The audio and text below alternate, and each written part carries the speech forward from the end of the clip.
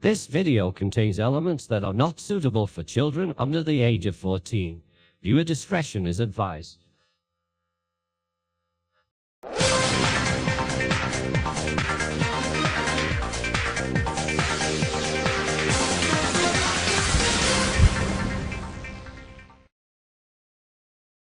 Well, that review for Thomas and the Magic Railroad sparked a lot of discussion, didn't it? I hope I don't have to make a review that lengthy again. I mean, the original Series 22 review was over 80 minutes long, and the Tatmar review was about half that length. That little tidbit aside, let's get on with this Thomas and Friends special Supercut, starting with the 2-hour-long specials that were produced during the hit model era, beginning with Calling All Engines. One thing I'm going to say out of the gate is that unlike what I did with the Seasons, the pack spinoff, and Tatmar, I won't be going in depth about the behind the scenes for each special. I'll just instead be giving my general thoughts on each special, the good, the not so good, what could have been done to improve the special. So let's get started with the special storyline. A new airport is being built on the island of Sodor, but the steam engines and diesel engines find it hard to work together. A summer storm does little to help the growing conflict, so Thomas and Mavis band both groups together so they can work to get everything ready in time for the airplane's first landing. One thing that makes Calling All Engines stand out against the ones to come is the learning segments, akin to those featured during the airings of Series 8 to 10, that were weaved into the narrative. Whether that's for better or for worse is up to the viewer's interpretation, but they add nothing to the story. You could cut them all together and the plot will remain unchanged. I mean, in one segment, while Thomas is looking for Mavis, he comes across Salty, yet he doesn't think of asking him to help band the steam and diesel engines together. Like, what was the point of that anyway? Why not just cut straight to Thomas meeting Mavis at the washdown and be done with it?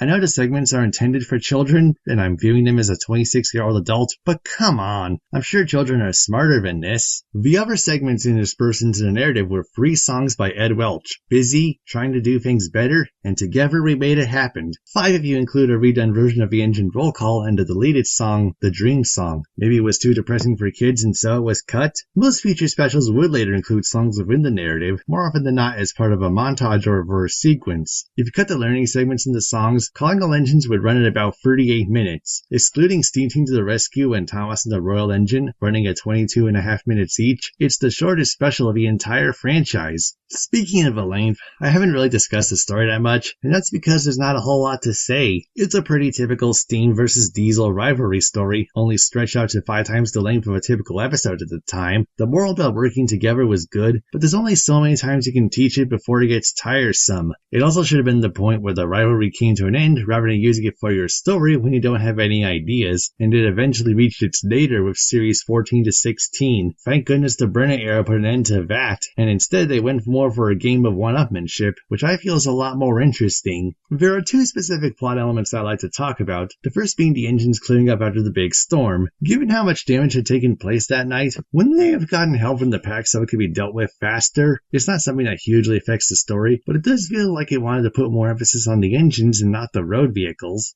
The other is the ending with Thomas accidentally knocking the airport water tower over and causing damage to the airport runway, resulting in him asking Diesel 10 to help clear out the mess. Honestly, that accident is one of the most pointless of the entire franchise, and it feels like an excuse to A. Extend the runtime, B. Further drive the message about teamwork home, and C. Give Diesel 10's appearance a purpose. According to Sam Barlow, Lady and Diesel 10 were included because they were successful in merchandise lines, so Hit Entertainment asked for Paul Larson and Mark Seal, the writers of the special, to add them into the storyline. However, Calling All Engines is not a sequel to Tatmar, and according to Chris Lloyd, Lady is not real in the show's continuity, so thank goodness for that. You could have removed Diesel 10's role from the special, and by extension the accident, and the plot would remain exactly the same. Just have the opening ceremony go off without a hitch. Overall, Calling All Engines is pretty meh. Aside from modernizing Sodor a bit by introducing the Sodor airport and giving Emily a berth at Tidmouth Sheds, there's not really a whole lot to take away from it. There is a huge missed opportunity to bring Daisy back into the main show, yet she had to wait 10 more years, along with a switch over to CGI, before she'd be given a proper role again. It reminds me of Series 9 and 10 a bit.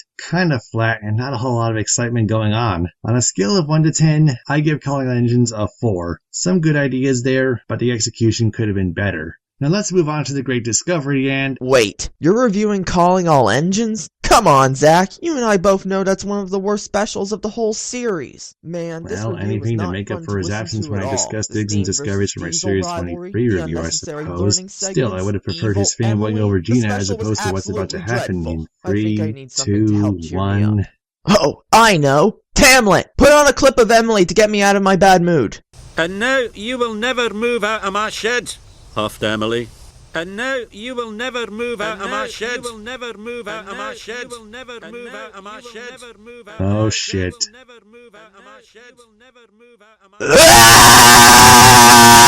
You just had to play that clip, didn't you, Tamla, you idiot? That's low even for you, and I don't feel sorry for you at all. Zack, what's going on this time? When I asked the silent idiot that Matt's currently beating the shit out of, he played a clip of Emily being a bitch during the hit model era, and he knew that Matt hated Emily during that time. Even I never sing to that kind of low. Uh-oh. Let me get the medical kit again. Wait, I think Mike had it last time. Drat! I have to go look for it. Here, Rachel. I'll give you a hand. Thanks, mate.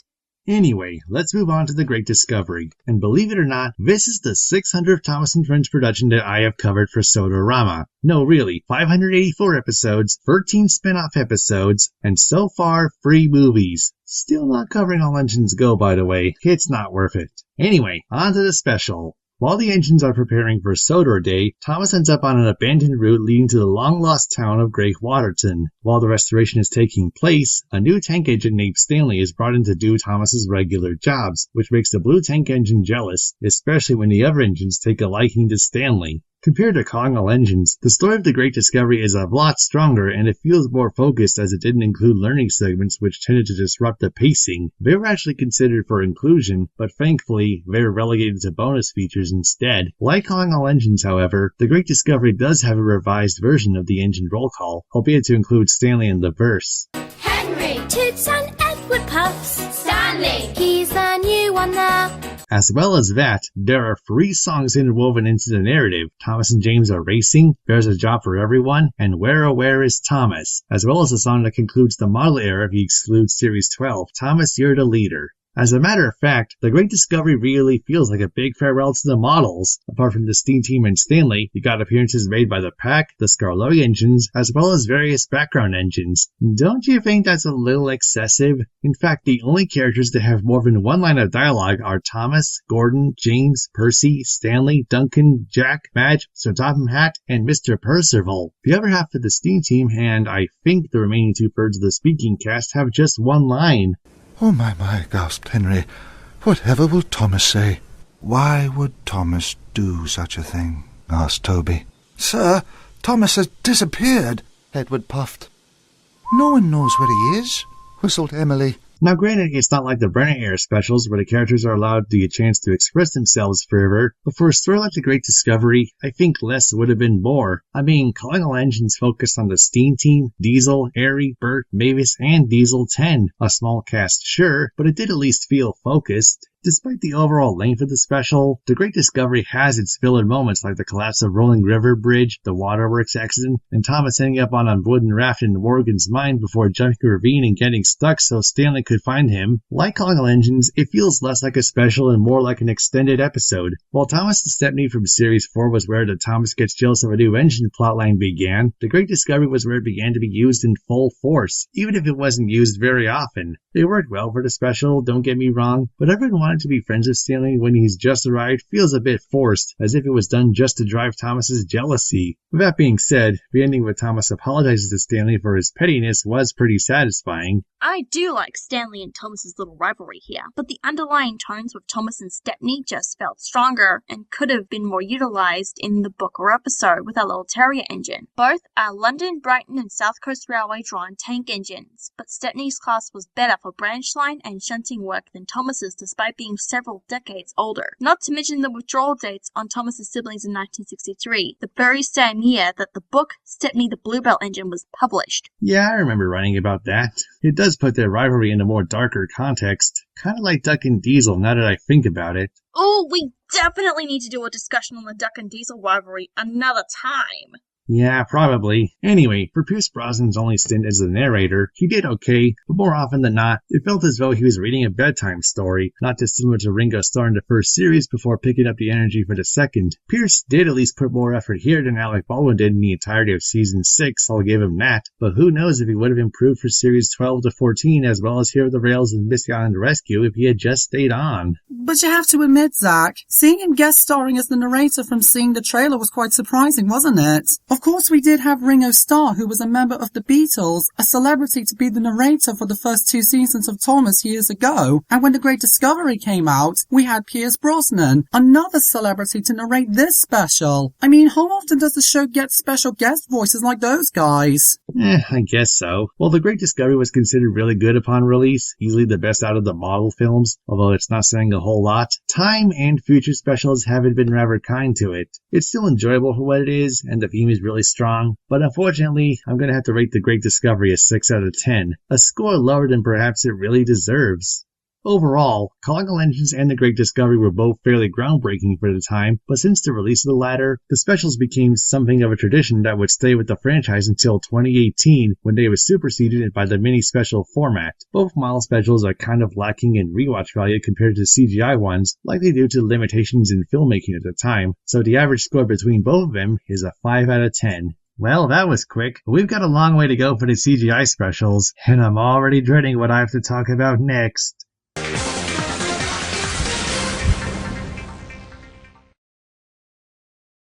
I don't really have an intro for this part of the Supercut, so we're gonna dive right in. Let's kick things off with Hero of the Rails. Back when it first came out, it received a generally positive reception from the fandom, but will it stand the test of time? Let's find out. While racing Spencer, Thomas comes across a broken down engine from Japan called Hero, the master of the railway, and promises to have him restored to his former glory. But Thomas will need help from the rest of the Steam team in order to get Hero back in working order again without Spencer or Sir Topham Hatt finding out.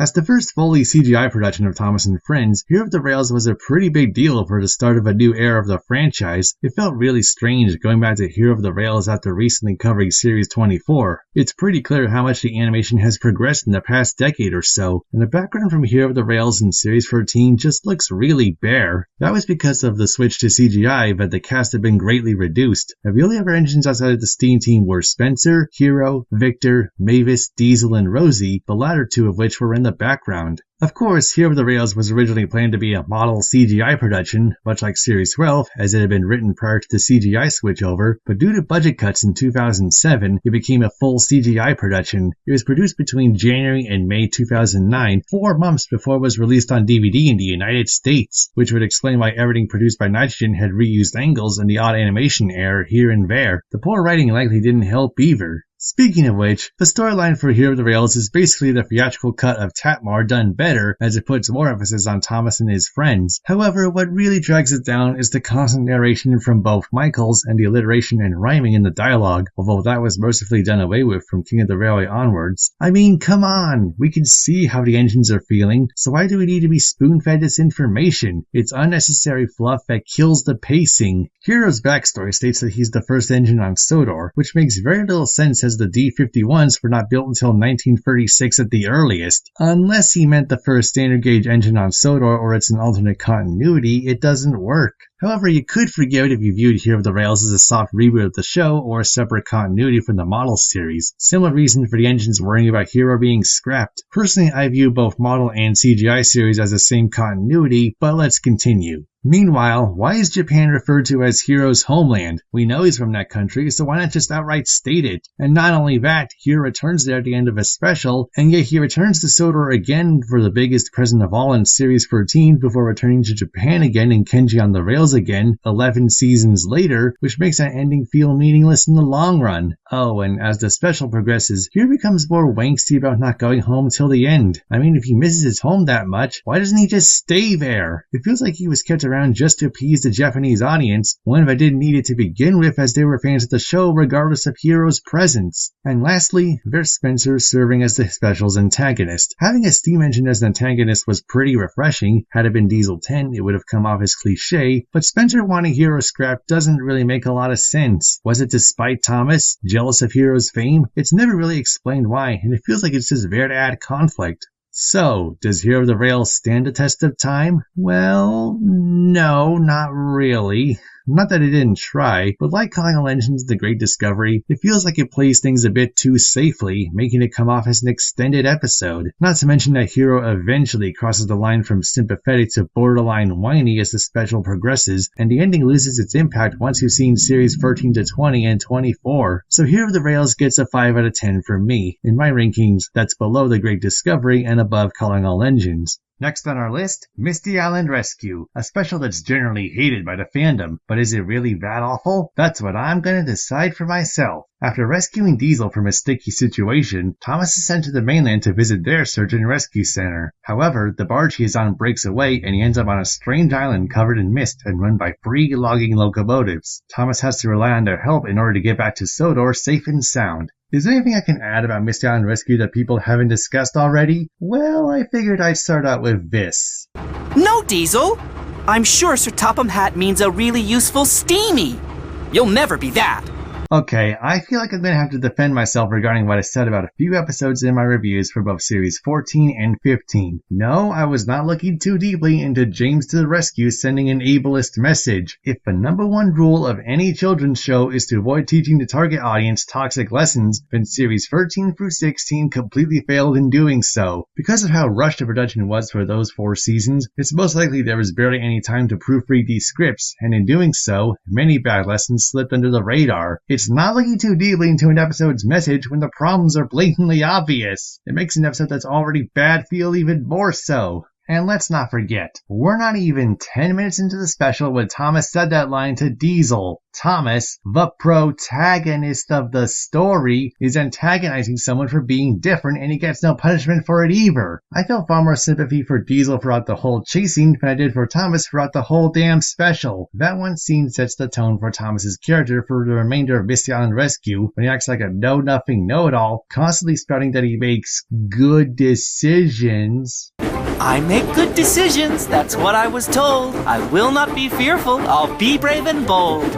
Okay, we get the point. I make good decisions, that's what I was told. Shut the hell up! It almost makes you want to shun him through some buffers, doesn't it? Mind you, this is not Thomas's worst portrayal in any special, and I'll come to that shortly. Then there's the logging locos and Misty Island itself. Whatever those 3 idiots did to get banished there, I don't even want to know. Who's even in charge of them? And if there is someone in charge, why would the railway be left in such decrepit condition? To say that it's a health and safety hazard would be an understatement, but from what I understand, there was poor communication between Sharon Miller and the animation team as to how the Shake Shake Bridge would look. Sharon wanted a suspension bridge that sounded and felt to be in worse shape than it actually was, but the animation team went for a half-collapsed trestle instead. But then there's Ferdinand's catchphrase, which he repeats, no joke, 17 times.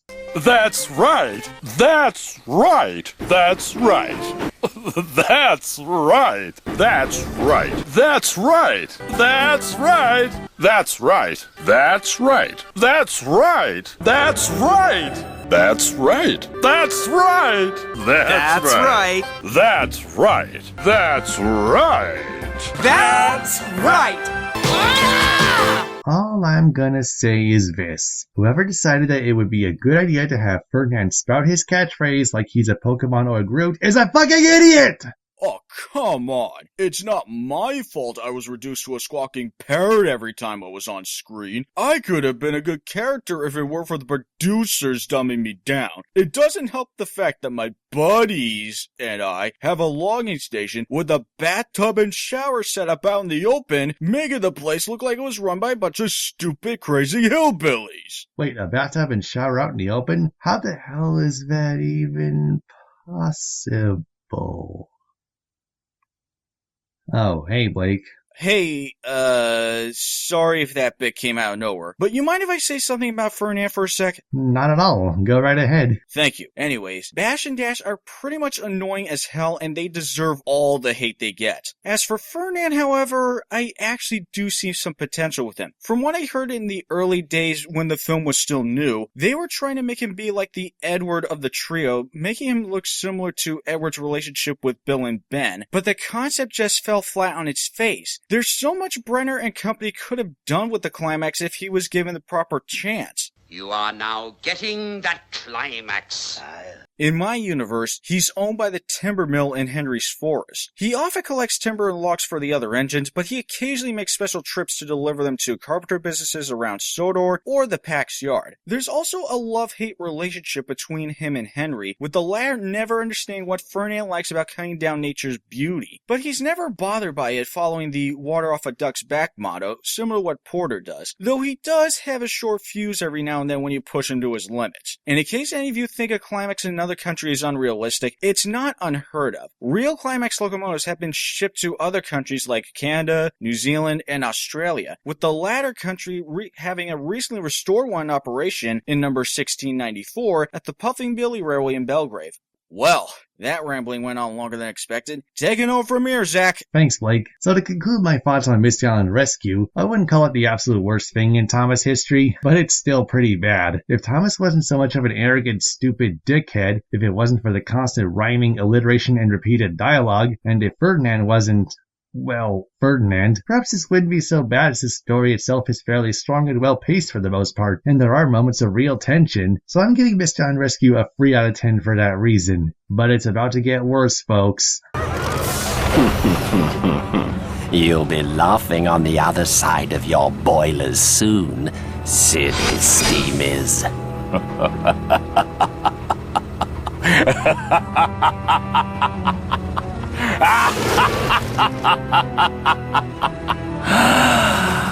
Yes.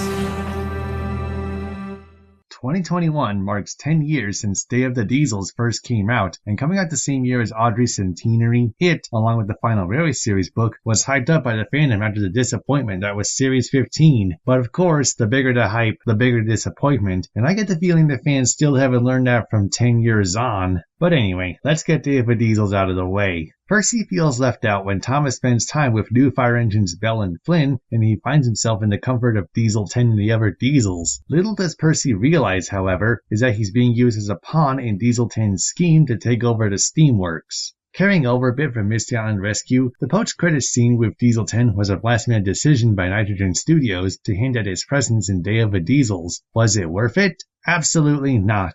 In fact, I don't even know where to begin with this. Actually, I think I do know where to begin.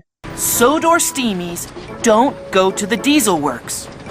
It's dark, and it's dirty, and it's full of diesels. Diesels can be devious. This is what I meant about Misty Island Rescue not being Thomas's worst portrayal in any special. Because Day of the Diesels is, this special paints Thomas as the most selfish, xenophobic prick imaginable, yet it expects us to root for him when he's captured at the Diesel Works and Percy, Bell, and Flynn have to rescue him. After what Thomas said about the Diesels, I certainly don't. Oh, who could that? Hello, Rachel. Hey, Zach. Before you go on, there is a point I'd like to bring up here. Of course, by all means. Okay, going back to this whole spiel on the Steam Diesel conflict, we all know that Duck and Diesel kicked this off in their book. But who's really more prejudiced here? If you ask me, I think it's Duck. Whoa, no offense to the guy, but listen to this quote from Dirty Work. Certainly not, sir. No steam engine would be as mean as that. And in case you think this was a slip of the tongue from Star or Carlin, here's a screenshot of the quote in question from the book that I highlighted. The word steam is italicized, showing Duck was putting emphasis on the word. I'll go more in depth with this another time, but basically, it's not all black and white with Duck and Diesel here, and unlike Thomas in these specials, I can defend Duck's case to an extent. All I will say is, please check your history with Duck's bases in regards to the timing of this book. It may shock you. She's not joking there. Anyway, Thomas's prejudice against the Diesels is only the beginning with the problems I have with Day of the Diesels. It tries so hard to be taken seriously that it goes for the darker and edgier approach, but it actually becomes depressing. It doesn't help but the plot drags on. But dialogue may have done away with the rhyming altogether, and it was eventually carried over onto Series 16, but it's still terrible, and the pacing is loaded with extremely boring filler. You said it, Zach. I mean, I don't mind if characters in media rhyme once in a while, but the Nitrogen era of Thomas, save for Series 16, Day of the Diesels, and Blue Mountain Mystery, took it up to 11. I must hurry. I must go. Quickly to the country show. Buzzy bees are busy bees, and busy bees make honey. Buzzy bees are happy bees when it's warm and sunny. No, thank you. We don't need your help. We can do it alone. We'll push the logs safely to Sodor and home. Blue engine in trouble! I'm racing to you! I'll find you! I'll save you! Your troubles are through! What does y'all think it is, a Dr. Seuss book? Not in a house, not with a mouse. I would not eat them here or there. I would not eat them anywhere. Yuck. I would not eat green eggs and ham. I do not like them, Sam, I am. Actually, I take that back. Dr. Seuss had way more creativity than Sherman Miller and Co. did when they wrote for Thomas. But we digress. Please, Zach, go on. Thank you. Anyway, Day of the Diesels was the first special to not have Thomas as the main protagonist in the loosest sense possible. That goes to Percy, and this special puts so much emphasis on him and Thomas being best friends that if you thought they were actually gay partners, given the way Percy acts around Thomas, you'd be easily forgiven. Little Green Engine comes off as mopey and whiny, all because Thomas doesn't spend time with him. For God's sake, Percy, just grow up, will you? You've worked away from Thomas before and since, so why is that a big issue now? So you can't root for Thomas because he's a racist prick, and you can't root for Percy because he's a wangsty crybaby, and if you were expecting the Diesel to be the last remaining characters to root for, you're out of luck. Wanting to have their Dieselworks restored is kind of understandable, but Diesel 10's motivation to get Sir Topham Hatt to listen to the Diesels is very confusing. First, he takes advantage of the fact that Percy is lonely and manipulates him into helping the Diesels out. Then he gets impatient when Percy hasn't told Thomas to tell Sir Topham Hatt about the Dieselworks needing to be restored. By the way, why couldn't Percy just tell the controller himself? Then he tells Percy to bring Thomas into Dieselworks so Diesel 10 could have Thomas held hostage along with Kevin. And then he takes over the Steamworks so he could force Sir Topham Hatt to listen to the Diesels. Except he and the Diesels are making a mess of the Steamworks as if it's a playground. Seriously, what was Diesel 10's plan in the first place? It feels like there never was one to begin with. The Diesels have caused mayhem at the Steamworks, yet getting their Dieselworks restored at the end feels very undeserved. The special's giving me no reason whatsoever to sympathize with Diesel 10 or his cronies. Then again, I don't care for any of the major players because everything is just so poorly thought out. Day of the Diesels is terrible, plain and simple. This is the kind of special that puts you in a bad mood, and it was the Steam vs. Diesel rivalry reached its nadir. It's easily the worst Thomas film since Tamar. Speaking of which, Diesel 10 was going to be voiced by Rupert Degas, who also voiced Flynn and Dart during series 15 and 16, but Matt Wilkinson took over as Degas was too scary, camp, and theatrical. One of them or a combination of all three, I'm not sure, and some scenes were removed for being too scary for children. I guess lightning really does strike twice. But which of the two specials do I think is worse? Honestly, it's a choice between teaching a toxic lesson to children and disrespecting the original creator's vision. I'm gonna say Tatmar is worse. Barely. As for Day of the Diesels, my rating is a -3 out of 10, if such a rating is even possible. Fuck this miserable excuse of a special. Also, what's with this line at the end?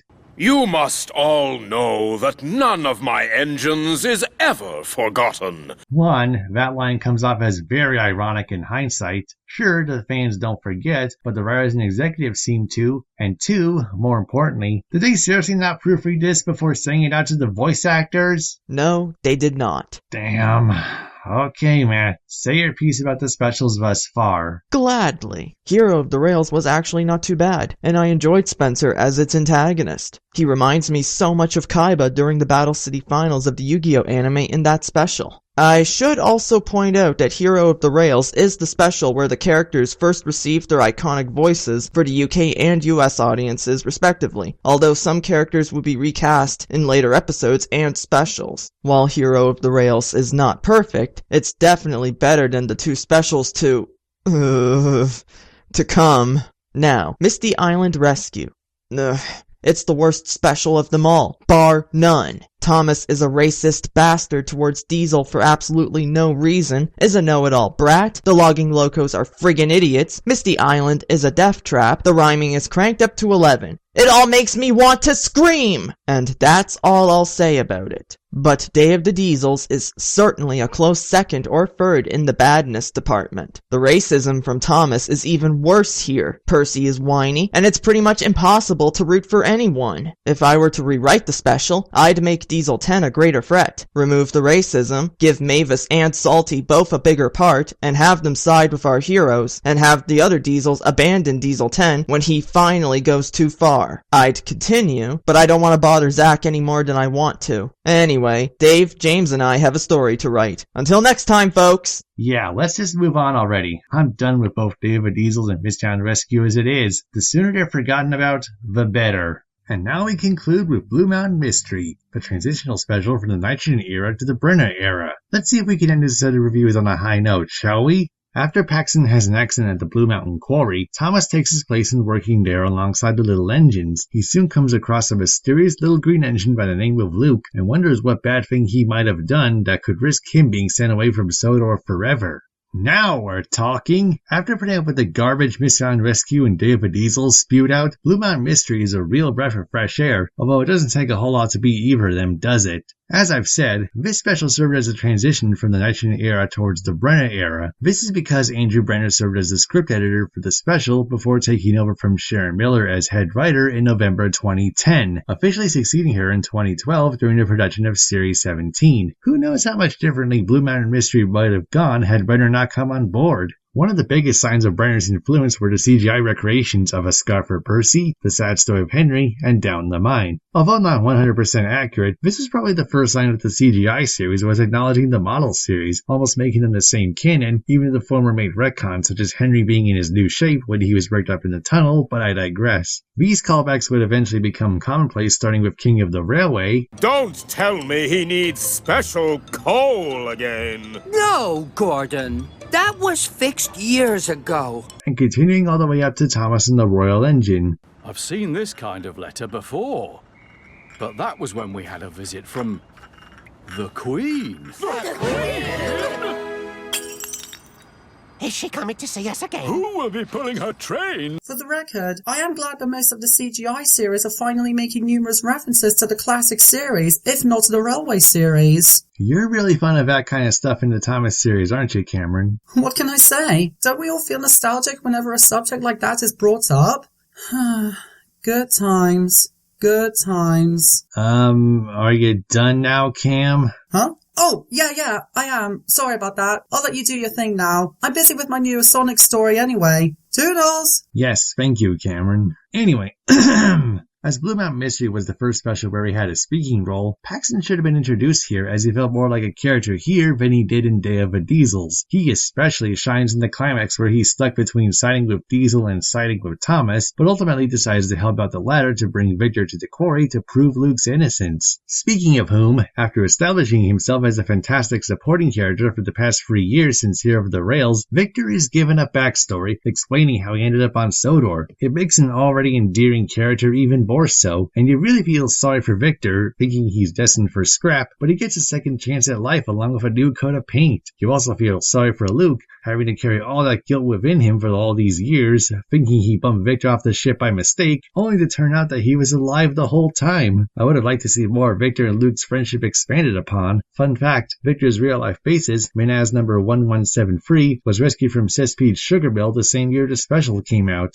And that brings me on to the controversial climax where the low engines get cross with Thomas for spilling the secret of Luke to Victor. I've watched the same scene that many fans did, but if you stop and think about it, Thomas was in the wrong as he didn't think about how he told the little engines about what he had told Victor. Or maybe he did and we didn't see it, but that's neither here nor there. But anyways, regardless of his intentions, Thomas technically broke a promise he made to the little engines, and they had every right to be upset with him. Imagine that you spent years trying to protect someone to keep them safe, possibly ending up in prison, and that one person you trusted to keep it in the dark suddenly decides to spill the beans to someone else. You'd be pretty upset too. But then again, it might have played out a bit better if Diesel and Paxton had come to the quarry while Thomas was explaining what he had discovered, and the little engines think that he sold out Luke to the big Diesels. Better yet, why not mention that Paxton had eavesdropped on Thomas and Luke's conversation? Still, I've seen worse. As for the mid-credit scene with Renee's repaint, it was pretty meaningless in the long run as he was repainted back to his old color in King of the Railway, but it did at least bring Renee's subplot to a funny end. It was most likely done to make up for Duncan's absence as he wouldn't return until Series 18. Despite a few bumps, unlike Series 16, Nitrogen Studios ended their time with Thomas on a strong note with Blue Mountain Mystery. The story is solidly paced, the characters were likable, and the moral, for once, wasn't toxic. It's probably the only Nitrogen special that's thus far stood the test of time. Blue Mountain Mystery really was a sign that things are about to get better for the little blue tank engine and his friends, even if it didn't last very long. I give this special a solid 8 out of 10, making this the best special thus far.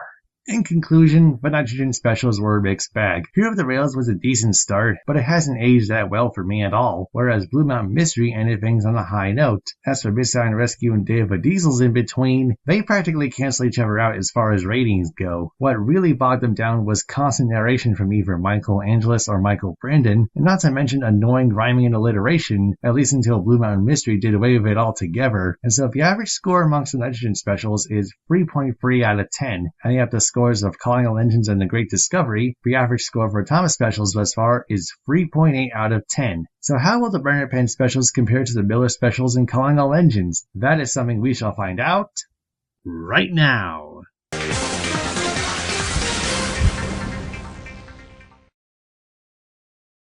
Just to get this out of the way, I'll be covering the hour-long specials penned by Andrew Brenner for the Supercut, and The Adventure Begins will be a standalone review. Let's kick things off with King of the Railway, the first special officially under Andrew Brenner's pen, and see what bar he set for it. Sir Robert Normanby, the Earl of Sodor, returns to Sodor after traveling the world, and he has big plans in store. He's restoring Ulfstead Castle. Meanwhile, Gordon and Spencer get competitive to see who's the fastest, only to come across two streamlined engines called Connor and Caitlin, and Stephen the Rocket tries to find out what his special job is after he's restored, only to get trapped in a mine beneath Ulfstead Castle. Yeah, that's quite a lot to take in, isn't it? For his first official special as head writer, Andrew Brenner seemed to take the story in a lot of different directions, yet he manages to tie them all up together at the end. Of course, the trailer that was released for the US audience didn't exactly give us a clear picture as to what the story was going to be about, which led to many tearing it apart, thinking that the show was going to get worse, not better. Thankfully, that was not to be the case. Much of the story is based around Railway series lore, such as the presence of Sir Robert Normanby, likely named for Sir Richard Robert Normanby, Duke's current grace, and the mention of King Godred, based upon Godred's MacHarold and Croven, although he seems to be more based upon the latter. And of course, there's Ulfstead Castle, which would become a staple of the CGI series right to the end. Outside of references to Sodor lore, we even get flashbacks to Stephen's pre-Sodor days based upon what happened at the Rainhill trials of 1829. Out of the newbies introduced in this special, only Sir Robert Normanby and Stephen play major roles, while Billy's just there. Connor and Caitlin, however, are introduced very late into the special, close to the 39-minute mark, while they could easily have been held back for Series 17, perhaps being hinted at towards the end of the special. And not only that, Gordon and Spencer's subplot could have also worked as a standalone episode, and much like the actual special, it would be the presence of Connor and Caitlin that would make both of them feel threatened. And maybe we reveal who actually wins the race, since we never saw who won at the end of the special. Oh, let me guess. Rachel, is it? Yep, reviewing King of the Railway, I see. Mind if I take the reins for a bit? Sure, go ahead. Okay, going on what you said about the plot being all over the place, you're right. If I was doing this, I'd probably cut Caitlin and Connor and have them appear in season 17, as you said. This would effectively drop Gordon and Spencer's subplots. I'd also give Millie a larger role, instead having a conflict with her and Duke about who should be the Earl's engine. Come on! Why didn't the production team even think of that? It seems like an obvious plot point. One of the current Earl's predecessors is Duke's namesake after all. This could be a good chance to see how Duke bounces off Skarloey, Rhaenyra, Rusty, Duncan, and Luke, as none of the books or the television series really showcase this at all. Not that Luke was in the books, but that's besides the point. And of course, throw in some adorableness with Hannah Peter Sam with their grandpup in there. They could act as mediators between Duke and Millie. And I'd also probably trim down the roles of the standard agents in general. This honestly seems like it would be fit for the Skarloey crew. Same with Blue Mountain Mystery, actually. What do you think, Zach? That would have definitely worked out. Duke is a crown jewel out of Audrey's characters, and yet he's never mentioned in the CGI series, much less given a physical appearance, likely because Mattel didn't think the derogate engines were marketable, which could also be why they never had a starring role since Series 18, Runaway Engine notwithstanding.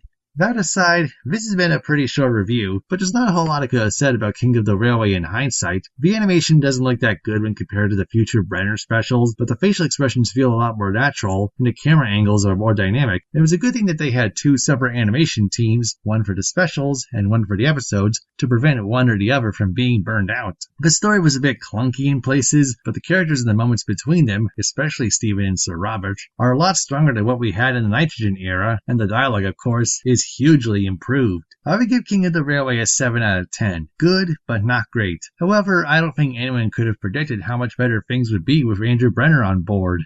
For a while at least. Now let's move on to Tale of the Brave, a special that was released to mark 30 years of Thomas and Friends on the small screen. How much improvement was made between King of the Railway and this special? Let's find out. When Thomas is sent to work at the China clay pits with Bill and Ben during a landslide, he sees giant footprints which Percy thinks must be a monster and becomes afraid. He then meets a visiting engine called Gator who takes on a big rubber roll to the little green engine. James makes fun of Percy for being scared, but he proves how cowardly he can be in the midst of his arrogance. Judging by the premise alone, I can definitely say that Tale of the Brave is a far superior take on Day of the Diesels, in that none of the characters are sympathetic assholes at worst, the plot doesn't try too hard to be taken seriously, and it's an overall pleasurable viewing experience. I'd end it right there, but let's dig a bit deeper, shall we? I'm gonna start off by saying that James was a good choice for the special's antagonist. He takes advantage of the fact that Percy's afraid of the idea of a monster on Sodor, but in doing so, James shows that he is just as afraid, especially when he thinks Gator's a monster and has an accident while taking the flying kipper. Now that the tables have turned on James, he takes his anger and insecurity out on Percy by scaring him with a scrap monster. This causes Percy to want to run away when no one seems to believe him, even Thomas is doubtful, but Gator consoles Percy that running away from your problems is never the answer.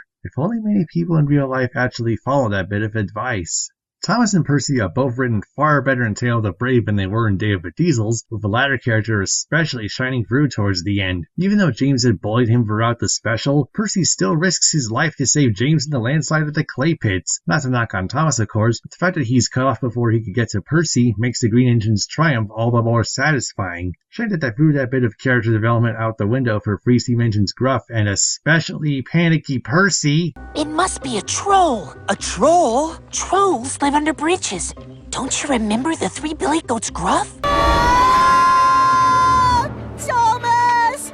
I'm coming to save you! Did I mention how much I hate panicky Percy? Because I hate that episode with every fiber of my being. With all due respect, Zack, considering that Thomas had gone missing at least twice before, Misty Island Rescue is non-canon as far as I'm concerned, and the fact that Thomas nearly fell off a mountain in Big World Big Adventures, and imprisoned in Journey Beyond Sodor, the former being outright mentioned in this episode, need I add, I do find Percy's fears to be at least somewhat justified. And that's not even counting the dangers that Thomas had gone through in the 70th verse so far, nearly falling down a mine forever in United We Stand, and nearly being burnt alive by Diesel 10 and Diesel 10 Strikes Back. That's as may be, Rachel, but you'd think that Percy would have overcome his anxieties by this point. Anxiety isn't easy to overcome. I know. I get that a lot myself. If someone I knew kept getting lost and or nearly killed, I'd be worried for them too, no matter how much time had passed. I wouldn't be surprised if Percy got a counseling session after this episode. The poor guy. You do understand what I'm getting at, right? We're not going to come to any agreement on this episode, are we? Nope, but it's probably going to be a debate for another time. Note to self, don't get on Rachel's bad side, ever. Anyway, as an aside, the premise of Thomas working with Bill and Ben due to bridge work on his branch line appears to be inspired from Thomas and the twins. Even if Christopher Audrey's books will forever be in the shadow of his father's, it's nice that they're being referenced in some capacity. Although Thomas, James, and Percy are the major players throughout this special, it's not just them who shine through. Tale of the Brave is practically an ensemble piece, whether it be Bill and Ben rescuing Thomas from the first landslide despite having previously played a joke on him, Marion's eccentricity, and Emily's big sister persona in full force. Oh, and did I mention this little gem? Be careful out there, James. Monsters can be very hard to see in the dark. But outside of the main trio, the real standout character was Gator. While he's never given a reason for appearing on Sodor here or in Series 18, his friendship with Percy is one of the purest of the entire franchise, and Gator's departure at the end of the special held far more weight than Heroes and Hero of the Rails did. Sure, Gator did return to Sodor for a long-lost friend, but he hasn't been seen since. But that doesn't really bother me that much, as it made Gator's appearances feel more special, whereas Hero just exists to appease a fan base that didn't need it to begin with. Oh, and speaking of Series 18, did I mention that Toad's bright idea takes place within Tale of the Brave? 'Cause it did. An episode taking place during a special was something that has never happened before and, to my knowledge, has never happened since. Somewhere there exists an extended version of Tale of the Brave with Toad's bright idea woven in, kinda like what I did for Red Engines and Shed Trouble. Long and short, Tale of the Brave is basically an ensemble piece. In fact, this special focuses more on character moments than any other special before and since. Not that specials to come didn't have them, mind you, but the strength of the characters was at its strongest in Tale of the Brave here. This special marks a new peak in storytelling for Thomas and Friends. The characters are at their absolute best, the emotional moments do the job they're supposed to, the theme about bravery is strong, and the story has the right mix of drama and comedy. Particularly this little take that moment towards the Nitrogen era. Hello, Thomas! Guess what? Let me see. Have you been asked to deliver a giant balloon on a flatbed? And a little shout out to Shakespeare's Hamlet. Oh, alas, poor dinosaur! Tale of the Brave is the quintessential Thomas and Friends special as it captures the feel of the franchise the most with its heart, charm, and character. A 10 out of 10 from me. If you ask me, it really is that amazing and deserves more recognition than it's really given. And so we come to what many fans have called the magnum opus of Thomas and Friends specials, Sodor's Legend of a Lost Treasure. Let's see if it really lives up to that title. When Thomas causes trouble by derailing Gordon's coaches at Knapford Station, Sir Topham Hatt punishes his #1 engine by having him work on a Harwick extension while a new tank engine called Ryan works on his branch line. After getting into another accident, Thomas meets with Sailor John and his sailboat Skiff and helps them find the lost treasure of Captain Callus, unaware of the pirates' true intentions. Well, what can I say? Sodor's Legend of a Lost Treasure is another peak for storytelling in Thomas and Friends specials. In fact, I dare say there's a pretty razor-thin gap between this and Tale of the Brave. But which of the two do I prefer? Well, let's delve into Lost Treasure before I make my decision. After being portrayed as an all-loving hero with shades of cheekiness in the previous two Brenner specials, free if you include Blue Mountain Mystery, Thomas is back to his characterization in the early Railway Series books by letting his cheekiness get the better of him, landing him into trouble more than once. That could be an entire video discussion on its own, but the long and short is that Thomas learns that you'll never get far in life if you refuse to take responsibility for your actions. Yes, I know some will argue that he should have grown out of that phase by now, but I've got a simple counter-argument to that. Many adults in real life have difficulty admitting as to when they're in the wrong and will blame others for their mistakes. In fact, I'd argue that Thomas's character arc holds up just as much as it did back in 2015, perhaps even more so. Anyway, with how much Thomas kept causing trouble, with every incident he's involved in, his arrogance is humbled and he learns to admit his mistakes, eventually regaining Sir Topham Hatt's favor.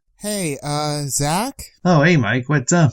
Since we're bringing up Legend of the Lost Treasure, don't you think we should talk about this scene? Thomas the Tank Engine! Uh-oh. What are you playing at now? I thought you could learn to be more responsible if I sent you to work here.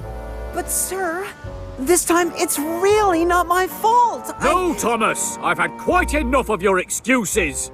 Go to your shed immediately, and you can stay there for the rest of the afternoon. Oh, right. If we didn't bring that up, I'd imagine a lot of people would go off on me in the comments for not doing so. Care to do the honors, Mike? Gladly. First off, while I do agree that that was the worst moment of the movie, emphasis on the word moment, I feel that a lot of people are missing the point behind Thomas's behavior in that scene. Up until that point, Thomas had been reckless when shunting Gordon's coaches into Knapford Junction, and Sir Topham sent him to work on a new branch line while Ryan took over for the day. And while Thomas was bringing the rails and ballasts to the new branch line, he wasn't paying attention to the danger signs, and ended up in a hole in the ground. Both of these incidents, along with the arrival of a new tank engine, made Thomas feel as though his position as Sir Topham's #1 engine was being threatened. Which brings us to the dynamite incident. When Ryan needed to fill up with coal, he didn't know about the bad coal from the old hopper, and Thomas didn't warn him about it. Then when Ryan came back, a dynamite fuse in one of his trucks was lit, and Thomas had tried to clear it out of the way before it exploded. From a distance, Sir Topham thought Thomas was trying to hurt Ryan. That, combined with how much money was wasted, led to his frustration with the little blue tank engine. Not only that, Thomas previously caused issues with delaying the express, and by extension several other trains, and acted rather carelessly when shunting the flatbeds into Callus's cavern. On top of that, dynamite's costly to obtain, and Thomas basically wasted some of Topham's money. Wanting to get back into Topham's good graces again, Thomas tries to stop Sailor John from escaping with Captain Callus's treasure that night, and by morning, thinking he's in trouble again, he tries to apologize until Sir Topham says this. There's nothing to be sorry about. I'm proud of you. Ryan told me everything, and and I know you did your best to stop that pirate getting away. And then there's this bit that brings things full circle. My engines are much more important to me than any treasure, and you, Thomas, are my number one. It's like what Zack said about the confrontation scene in Blue Mountain Mystery, or, for a non-Thomas example, Twilight and Pinky's falling out in the 2017 My Little Pony movie. It seems a fair few people miss the point and take sides before looking at both of them and or the subtext as to why it happened. My point is, you cannot let one conflict ruin an otherwise excellent product, especially when said conflict is fixed by the end. There's something I would like to add in as well, guys. I do get that Thomas was to blame for starting his string of mistakes, which slowly made him isolated at the time. But who do you think is really to blame for this whole mess? Gordon, probably? I know most other people would think that it wasn't entirely Gordon's fault to begin with. But if you think about it, if Gordon had kept his big mouth shut, he probably wouldn't give Thomas those silly ideas which led him to making those mistakes to begin with. So, honestly, I think Gordon is entirely to blame, and yet he shows no responsibility or remorse for starting these chain of events whatsoever. Yeah, that is something that was never fully resolved or brought up again. Anyway, and speaking of human characters, there's Sailor John, one of the best antagonists that the franchise has ever had. Although we don't know much about his backstory, I get the impression that he's been looking for Captain Callus's treasure for a long time. That must have caused him to go bad by the time Thomas meets him in Skiff. Thanks to John Hurt's performance, rest peacefully, Officer Kane, we're practically drawn to the sailor's charisma, even though it's all an act. The best bad guys are those you love and hate at the same time, and Sailor John is P.T. Boomer done right as A. He's the villain of an actual Thomas the Tank Engine movie, and B. There's more mystery in what you're not told as opposed to what you are. Speaking of celebrity guest stars, Eddie Redmayne makes his sole voice acting appearance as Ryan the Purple Engine before being taken over by Stephen Kinman. While I will say that Ryan is Stanley done better, the former felt a bit too similar to the latter, which is where the similarities to The Great Discovery come in, but thankfully, Ryan has since been given more definition as a character, although Kinman did make Ryan sound a bit too similar to Paxton. I feel Redmayne's performance here stands out more. I would have liked to see what else he could have done as Ryan had he stuck around for a bit longer. As I contrasted the drama in Thomas and Sailor John's story, Marion's subplot adds some much-needed comedy relief when she thinks Oliver the Great Western Engine and Oliver the Excavator are the same and believes that the Arsdale Trio, making their debut in the TV series, are magic engines. It's even funnier that nobody takes her seriously as they just get on with their work as usual. Olivia Colman just steals every scene she's in. Oliver? Oliver? But I thought you made a wish. I thought you changed into a digger. There can't be two Olivers. Yes, there can. Are there weak points in the story? Unfortunately, yes. The subplot with Thomas finding Captain Callus's ship and Rocky taking the credit for it is never properly resolved. The rest of the story hinged on that, yet it's dropped in favor of Thomas finding comfort with Sailor John before discovering his true colors. Mind you, that's nothing compared to Henry's subplot in thinking that Skiff is a ghost ship, especially as it doesn't get a proper resolution either. Henry's characterization was not all that good in Series 18 and 19, especially if you compare it to Henry's hero in Series 20 onward, but Lost Treasure was perhaps where Henry's wimpy personality reached its nadir. Neither subplot is something that hugely affects the main story, but they do stick out like a sore thumb. But perhaps the biggest problem with Lost Treasure is that the continuity between said special and Series 19 is quite muddled. The special takes place after Series 19, yet it was released before it was even halfway finished airing on TV. This is a problem that would later result in continuity errors with The Great Race in Series 20, and especially Journey Beyond Sodor in Series 21. I'll delve deeper into that when I talk about The Avenger Begins, but that special being a last-minute addition into the production schedule really screwed things up in the long run. Who knows what might have happened had it not been commissioned by Mattel?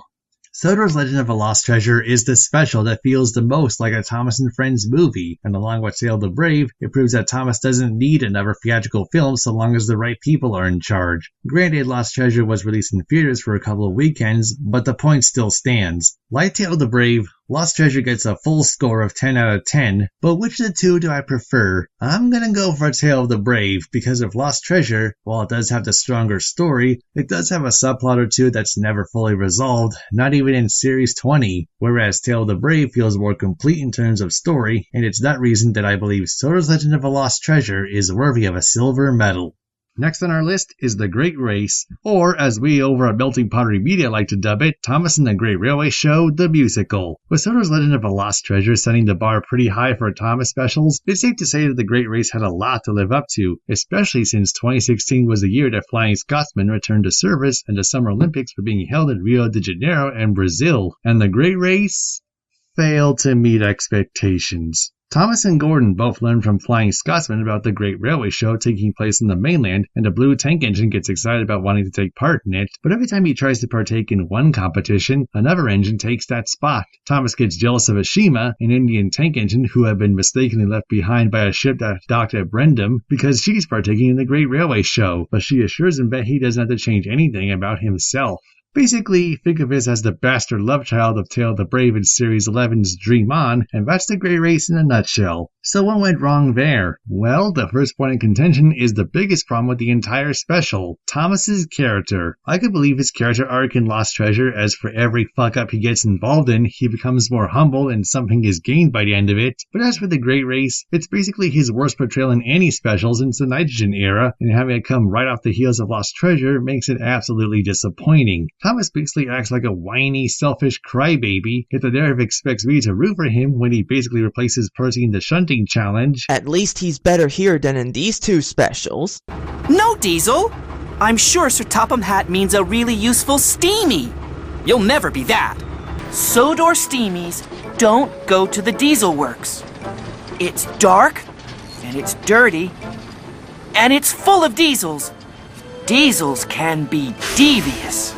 You say Thomas's portrayal in The Great Race is bad? Well, apparently you've forgotten all about his respective portrayals in both Misty Island Rescue and Day of the Diesels. Thomas was a racist bastard in the former special, and an absolute, and in your words, xenophobic prick in the latter special. I will gladly take Thomas here instead of him in those two absolute shitfests of specials, where he was unrootable throughout. Whatever. And what about Percy? Oh, I'll get to that soon enough. But what else is wrong with The Great Race? Nothing's wrong with it. Sure, it's a divisive special, but there are people who like it. Only you would say nothing was wrong with The Great Race, Matt. But I'm going over why I don't like it. Yeah, but there are other people out there who do like it too. Zack, Matt, you two better not be getting into violence back there. Well, maybe if that one guy over here didn't decide to butt in.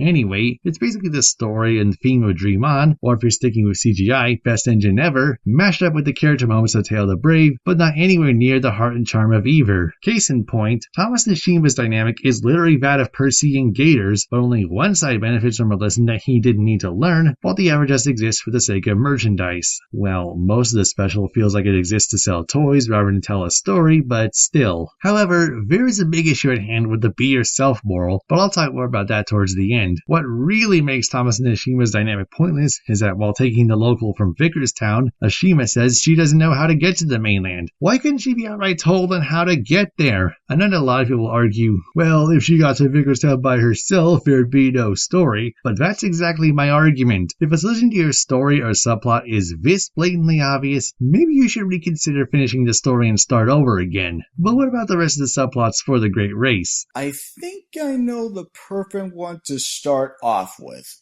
Somebody once told me the world is gonna roll me. I think that's a good idea, Blake. Let's get this one out of the way. The subplot with Philip and Vinny is easily the worst of the bunch. Vinny is an unlikable prick. Yes, bullies are meant to be unlikable, but there has to be something to like about them, and Vinny has nothing. He comes across as a borderline negative North American stereotype, which is ironic since that Brenner is an American-born himself. I'm glad that Vinny never appeared once in series 22 to 24, because if he did, I'm pretty sure they find some way to screw up like they did with Ace's Brave Jump. Philip and Vinny's subplot leads to nothing, especially as neither engine learns anything from this, and it could easily have been cut altogether and nothing would change. At least it was handled better than Apology Impossible. And pretty much like the film, Vinny also has a divisive following. There are those who hate him for the reasons that Zack mentioned, and then there are those who like him for being a jerk and the fact that it's a steam engine being routed to a diesel engine instead of the other way around. Heck, a lot of the online train series I watch on YouTube have both steam and diesel engines view themselves as equals from the get-go with a few oddballs. Me, myself, I'm kind of in between on this. For what his punishment could have been, I can imagine that he got his livery and his streamlined casing taken away from him for a year and a half between The Great Race and the Bubba film. He constantly beat a laughingstock to his American and Canadian cousins, especially Canadian National 6218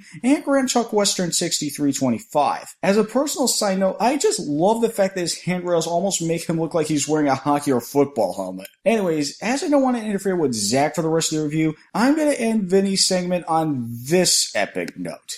Unsportsmanlike conduct on Grand Truck Western 6407. Trying to hurt an engine and interrupting the games. Number 6407 is ejected. Oh!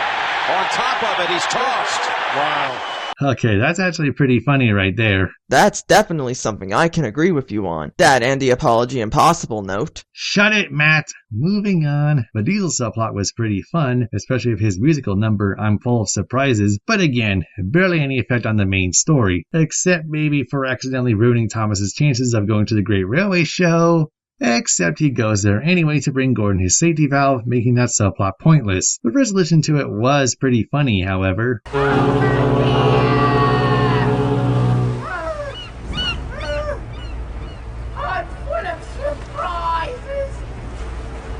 Although he does return to Sodor anyway, so yeah. Another pointless subplot that adds nothing to the main story. And now there's the main subplot, Gordon and Flying Scotsman. Since The Great Race came out, a lot of people have said that it would have worked better with the Gordon subplot as the main story, focusing on his sibling rivalry with Flying Scotsman. Yeah, I think it could have worked better that way as well, showing a more insecure side to the Big Blue engine and wanting to be the best. What if Scotsman was proud of being one of the first engines to travel the world, and Gordon became jealous of him for that, and so he wanted to beat his brother The Great Race, the event obviously, to prove that he's special too. We don't get enough out of that subplot to fully care, and when Gordon's boiler bursts, Scotsman just leaves him to die to win a meaningless race. Yeah, it was said that he helped Gordon finish the race, but you actually have to show us rather than just simply say, oh, that happened, don't worry about it, don't think about it too much. Gordon's subplot just fizzles out like it wasn't important, and it's abandoned in favor of Thomas winning the shunting challenge with Ashima. You might recall that I said the narrative makes Thomas look whiny and selfish,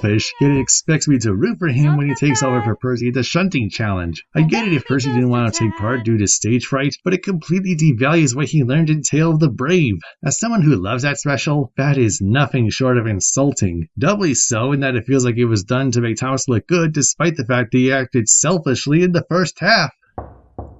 Oh, Rachel, this is becoming a habit. I know. But I just wanted to interject about Percy real quick. Yeah, what about it? I think that Percy's subplot should have been somewhat akin to that of Hurricane Fluttershy from My Little Pony. In her words. But that was different. That was an emergency. This whole tornado thing, it's more like a performance. And you know how I hate performing in front of others. Tornado thing aside, that's what Percy's thought process should be. He acted bravely to save James from the rock slide, but the shunting challenge is a performance. Those two are very different situations. This would have been another step forward in Percy's development instead of taking 2 steps back. Thomas should have stepped aside and let Percy take on the role of being the shunting challenge competitor for Sodor. Shame that it was thrown away because, in Mattel's eyes, kids don't relate to Thomas, and anyone who's not Thomas isn't relatable or interesting. But it's not just Percy. Henry sucks at the strength competition, James and Emily both lose the best decorated engine contest, Gordon gets a DNF at the Great Race itself, but Thomas sacrifices victory, gets rewarded for it, and everyone's happy. Boring. Oh, and to top it all off, we get one more reminder that you can only be yourself. Next to Thomas's behavior himself, that is the biggest problem with the Great Race. The moral is constantly shoved down your throat to the point that you think they may have based the story around it rather than the other way around. However, the be yourself message comes across as too broad. I mean, consider this line at the end. I can only be me. There's nothing else I can possibly be. And now I'm happy, I am who I am. I'll be the best me that I can. What does Thomas mean that there's nothing else he can possibly be? Was he told by Ashima that he should never change and develop? Because if that's the case, that is a very harmful lesson in the long run. Because how are you supposed to get far in life if you don't grow and develop? If Percy was himself by being a wimp and dropping out, he wouldn't go far in life. Nor would Philip when it came to not standing up for himself against Vinny. Yes, being yourself is a good thing, but if you had to bring out the best within you, develop your character so that your flaws don't matter in the end. The Great Race completely ignores this and altogether in favor of selling toys. Especially this moment. I've got to get across! I can't stop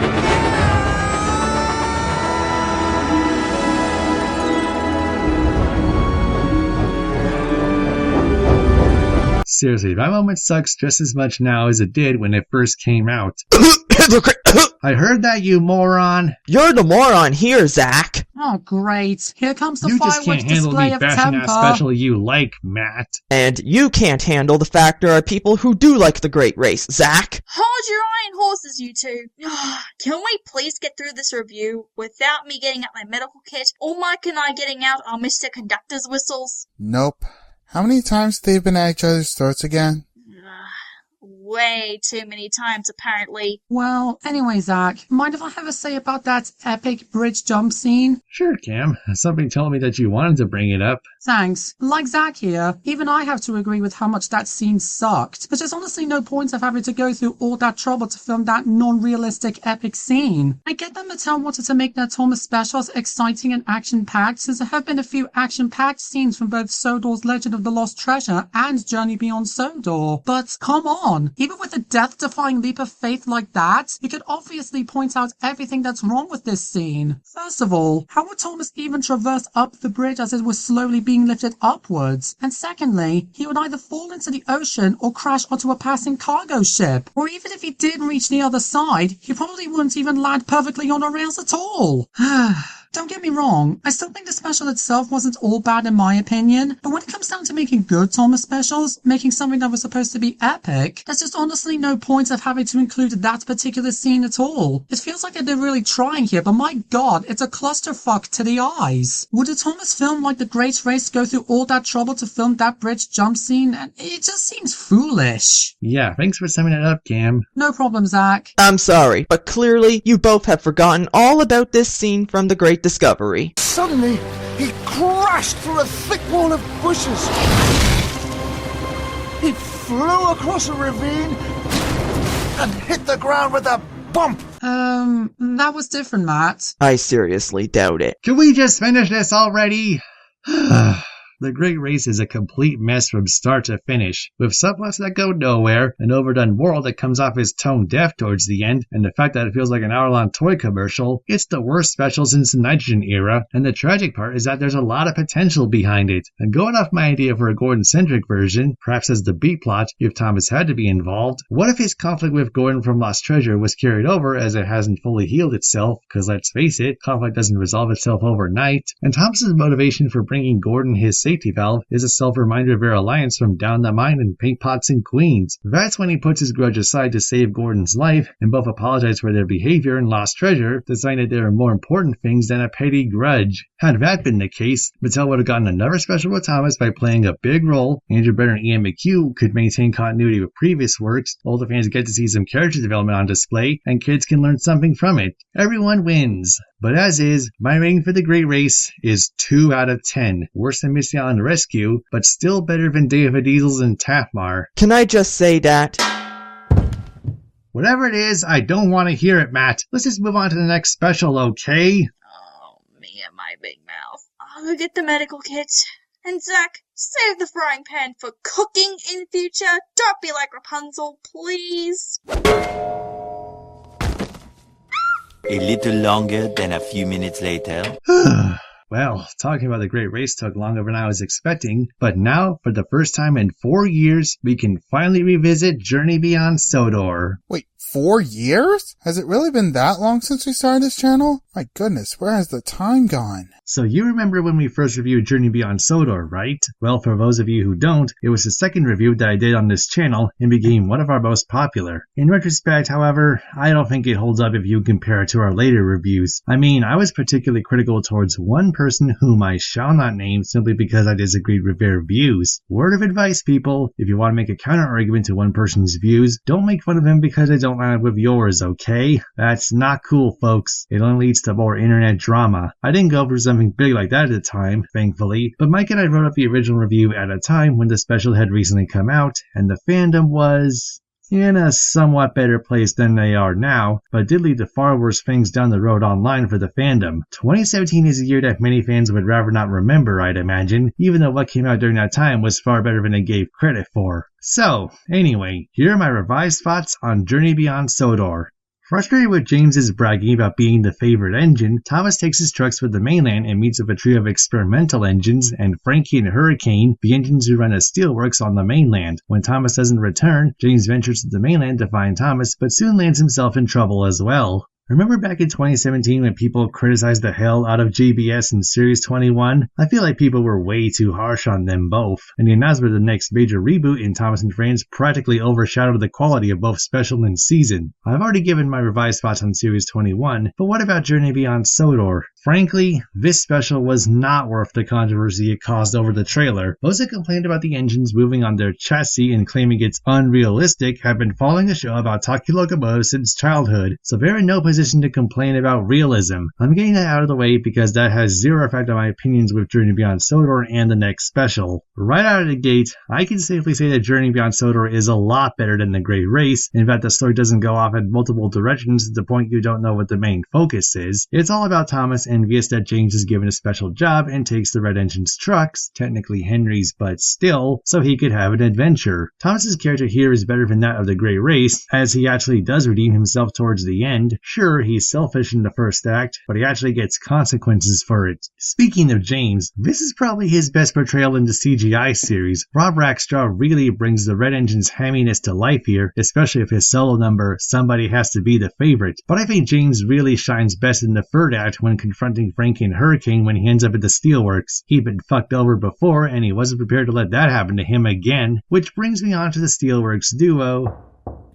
3, 2, 1. Hey Zack, have you gotten to talking about the Steelworks duo yet? Good timing actually, Rachel. I was just about to do so. Well, I do have something to say about Frankie. Her mannerisms come across as rather condescending. Looking back at the movie, she doesn't call Thomas by name once, just Little Tank Engine. She may come across as charming in her first instances, but she's quite a dangerous individual. Honestly, if Diesel continued down his darker path, I could see him ending up like this. But thank goodness his development curved back in the CGI era. If I had to summarize her as an MLP character, it's Cozy Glow. No questions about it. Both seem to come across as sweet talkers at first, but have ulterior motives. I don't think Frankie's redemption in this movie was justified at all. She could have, she did have crocodile tears by the end. If Diesel came across Frankie, I think he'd be scared as to what he could have become. What do you think, Zack? Yeah, I'd hate to end up on the wrong side of Frankie, but I do agree that her redemption felt a bit shoehorned. Unlike a lot of My Little Pony villains I could mention, it doesn't really hurt JBS that much since this was Frankie's sole appearance in the series and the lot beforehand was so good, so it doesn't make so much of a dent. Hurricane's redemption, however, I feel is more justified since we actually see him showing some concern for Thomas's safety when he derails. This is further solidified by saving Thomas with a molten slag and taking the bullet, so to speak. Help!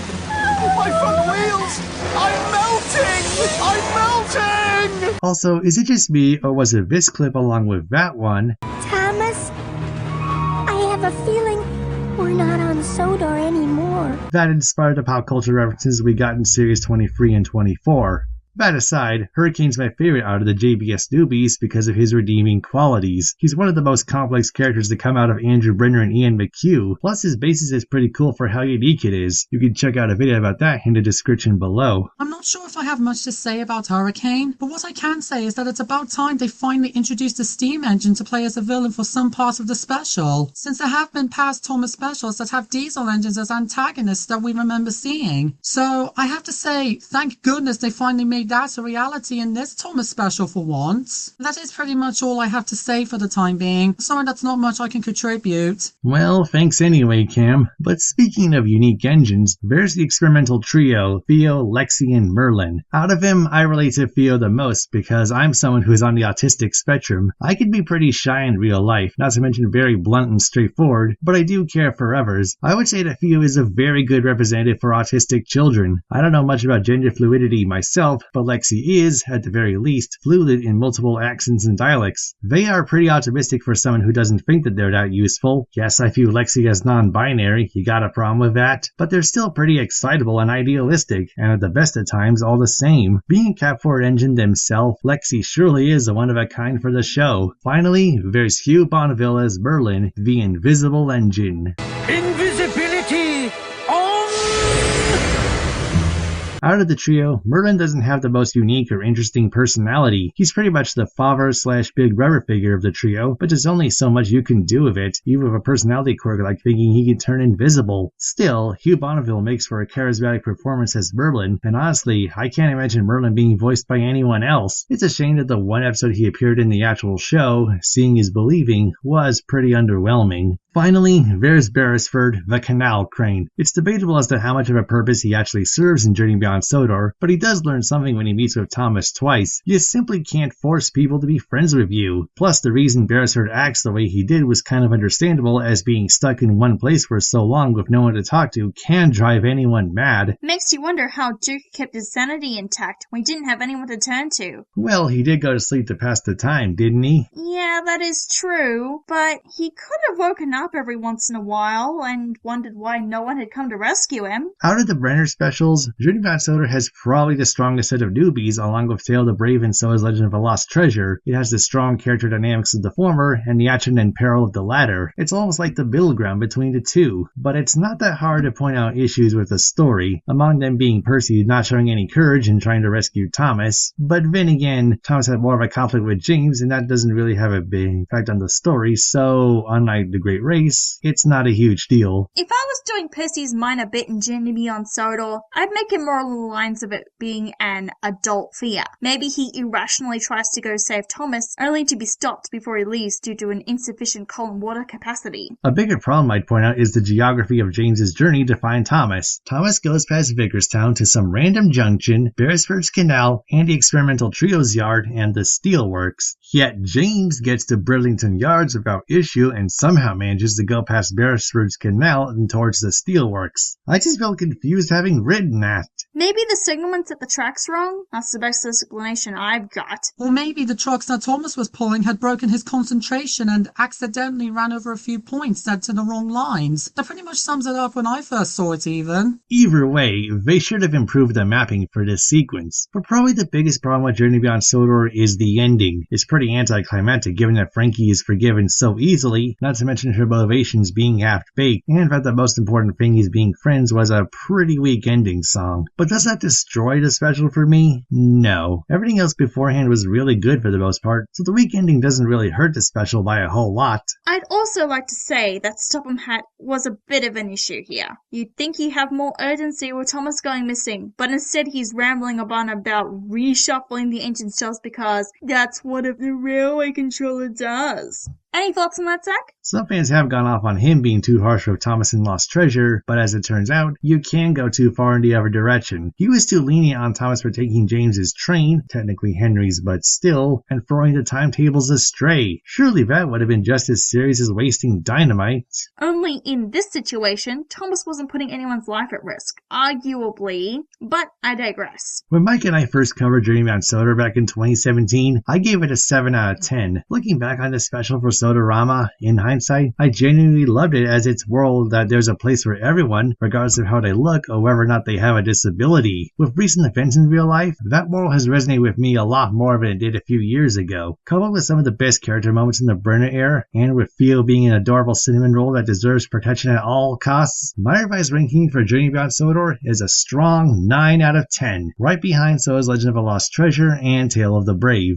And now we come to the final special of the original show, Big World Big Adventures. The special that, along with series 22 to 24, splintered an already fickle fandom into a billion pieces. I think the review that Mike, Matt, Rachel, Karen, and I did a couple of years back holds up pretty well, but is there anything I can add that we haven't already? Encouraged by an Australian racing car named Ace, Thomas finally fulfills his dream to see the world, and on his journey, he's aided by a Kenyan tank engine called Nia. Along the way, Thomas finds himself stuck between idealism and reality when it comes to true friendship. Well, there's not really a whole lot that I can add, to be honest. Big World Big Adventures has that road trip vibe, and the story is pretty low-key for what it is. It relies a lot on the strength of the characters to pull through to the end, with Thomas, Nia, and Ace being the audience surrogate, the realistic side of friendship, and an idealized view on friendship, respectively. Representing idealized friendship, paradoxically, Ace is simultaneously the special's biggest problem, and one of its cleverest hidden messages. Let me explain. With Ace's first scene when racing alongside Flying Scotsman, he's straight away seen as a carefree, reckless, irresponsible, jumping onto the tracks and treating it as if it's not a safety concern. Then, when he meets with Thomas, he encourages him to come see the world with him, and when they arrive at the start of the race in the Sahara, Ace abandons Thomas despite the latter insisting that they came together. That should have been a red flag to Thomas that Ace wasn't who he seemed to be. At first glance, Ace appears to be a cool guy we can look up to, but when he abandons Thomas, we can tell that he only acts friendly around Thomas when he decides it's convenient for him. When people say never meet your heroes, this is probably what they mean by that. Then, Thomas briefly encounters Ace again on a ship to Brazil, and the race car subtly tells the blue tank engine that he doesn't need anyone like Nia following him around. And this eventually comes to a head when Thomas and Ace abandon Nia in Arizona, and what makes it worse is that Thomas had begun showing respect towards Nia through their trip through the Amazon rainforest. This is what makes Thomas realize that he'd messed up badly with Nia, and realizes that she was the true friend the whole time while Ace had been manipulating him. That being said, Thomas ends up abandoning Ace in Utah, and their conflict is never properly resolved in Series 24. Why they made an episode about Ace being afraid of Australian wildlife rather than learning to be a better friend, I'll never understand. That probably still makes Ace probably not a villain, but somewhat a troublemaker if you think about it. I know that I already made my views about Ace back in our Big World Big Adventures review, but I think at this point I could add in more as to what I really think about him. The moment I first saw Ace when he made his debut in the film, I could already sense that he was going to be trouble, and it turns out that I was right. But why, you might ask? Well, for starters, he makes himself known to Thomas and explains to him that he is competing in a worldwide rally across 5 continents. That information brainwashed Thomas into following him by leaving Sodor via ship, and yet he never worries about leaving the island he called his true home. That's the second time he left Sodor without thinking that his friends would worry about him going missing. How clueless does that tank engine have to be? Not only that, but not once did he ever think about his 2 coaches, Annie and Clarabelle, the coaches he was rewarded with since season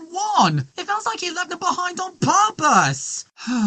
Actually, you know what? I wouldn't really blame Thomas for leaving Sodor at all. If anything, maybe Ace was to blame for putting those silly ideas into his head, like Gordon once did in Sodor's Legend of the Lost Treasure. I know that Ace isn't really a bad car in general, but what I don't understand is why Thomas would go on to forgive him when they both met again, after all that trouble Ace made him and Nia go through during their travels. And speaking of not resolving conflicts, so Topham Hatt's on a ship to China, and then he asks Ace if he's seen Thomas, and then the special comes to abrupt halt before he get an answer. I thought we'd get an answer in Series 22 as to how Sir Topham Hatt returned to Sodor and reacted upon learning that Thomas is back there again, but nope, he's back on Sodor without explanation, nor do we find out that Thomas got scolded for running off like that. Remember what I said about the Fat Controller snapping so hard at Thomas if he ever did return home to Sodor in our Big World Big Adventures review? It's possible that it might have happened had they not ended it so soon in the dumbest way possible. Maybe for a twist, Sir Topham Hatt does make it home on another engine, yells out Thomas's name, the blue tank engine sheepishly says hello to him, and cuts to black. Probably would have turned out a bit better as it gives us all the information we need. So Topham's returned, and Thomas realizes he's in trouble with him. Oh, and maybe kick off Forever and Ever if the episode's kept at the 8-minute 45 runtime, with Thomas shunting in the yards as punishment. Yeah, that would be a suitable punishment for him. Then that conflict would have been resolved and put to rest. But like I said, it could happen like it did back in Sodor's Legend of the Lost Treasure. Imagine how furious the Fast Controller will be if he ever does return back to Sodor and finds Thomas again. This is where my ranking for Big World Big Adventures comes in. If we had given individual rankings back in 2019, I would have given it around a 6 out of 10. Rewatching this special, I don't know. I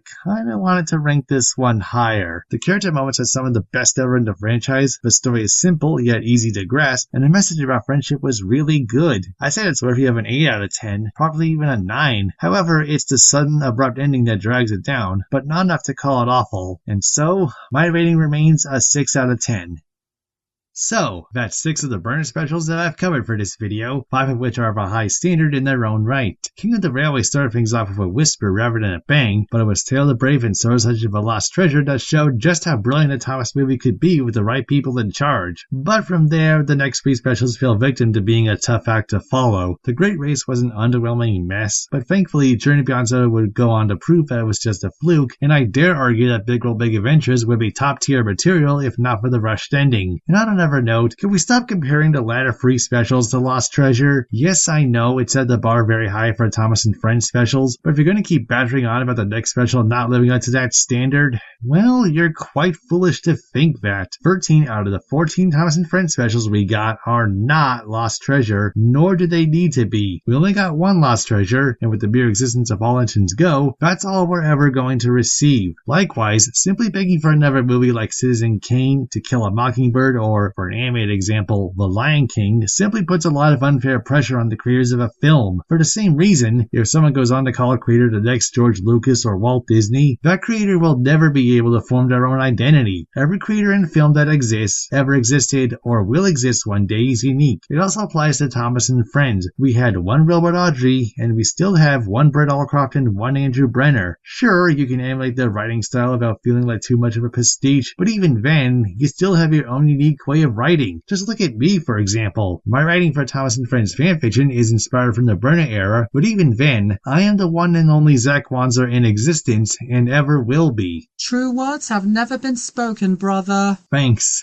Well, that tangent went on a bit longer than I was expecting. Anyway, my average ranking for the 6 main Brenner specials is a 7.3 out of 10, a big improvement over the Nitrogen specials. Include my ratings for those 4 along with Colonial Engines and The Great Discovery. The average rating thus far is 5.6 out of 10. Overall, the specials are above average, but when they're good, they're really good. That's 13 specials down, and only 1 more to go. By process of elimination, I think that you can guess already as to what it is, so keep an eye out there that, after that's done, that'll be it for Sodorama. Unless that Mark Forster film actually gets off the ground, and in which case, I will most likely view it either as a brief Sodorama revival or an Emotions Corner episode. We'll see where it goes in the future. Until then, I'm off to watch The Great Race, one of the greatest Thomas specials out there. Wait, I thought I knocked you out with that frying pan. Anyway, I think you mean it's more like one of the worst. Oh, come on! You're still going on about it? Yes I am. The Great Race is one of the worst specials to come out of Thomas and Friends. You know it, and nothing will make me change my mind. It's one of the best, and you know it. Worst. Best. Worst. Worst. I'd say it's one of the best, and if you can't handle it, then go to hell. Wait, what did I just say? Well, Zack, you finally admitted it. You admitted The Great Race is good. I knew it all along. Oh, and one more thing. That was for doing it to me regarding Forever and Fucking Ever. Well, until next time, Zack. Get back here, you Canadian jackhole! Not one day of this ever happening. Not again. Are these guys always at each other's throats like this? You don't know the half of it, buddy. Yep, even I questioned that once when I first joined. Rachel, I think it's about time to get the med kits out again. Okay, I'm getting it. Wait, Mike, who had it last time? It was you. Why? Duh, it's under my notes for the Season 5 Redux and the Thomas and Troublesome Diesel rewrites. Just great. I'll just sort through that later.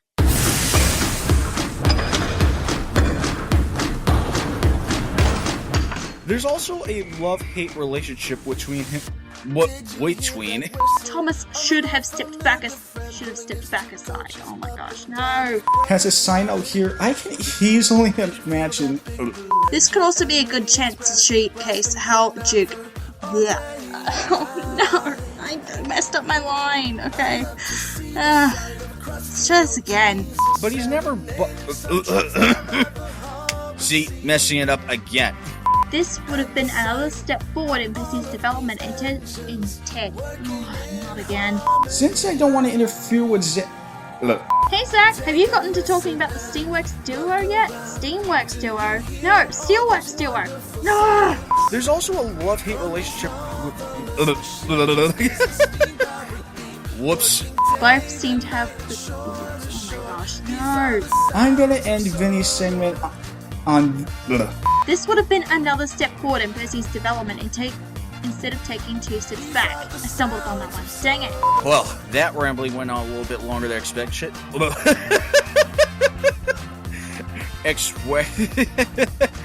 Oh man, this is gonna be a blooper reel, isn't it? Fist twins, shunting trucks, telling jokes, super corny. Can you hear that feisty young diesel who will gladly take you on a tour of the quarry? As she puts those cheeky twins in their place